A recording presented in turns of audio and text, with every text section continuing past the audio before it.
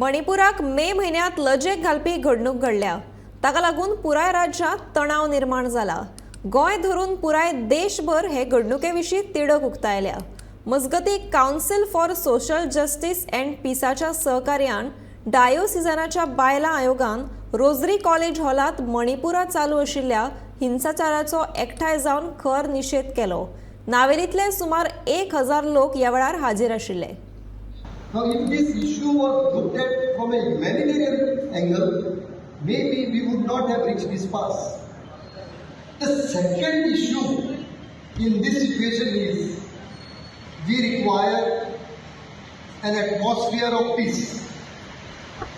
We do not have an atmosphere of peace in this country, at least for some time now.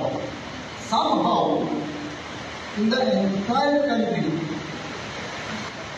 there is a majoritarian narrative, a narrative where hate and hatred works better at election time. And our democracy, our parliamentary system has been reduced only to elections.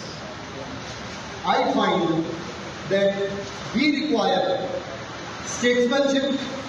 We require statesmen to create an atmosphere of peace where they will understand what is the history of Metis, what is the history of Kutis.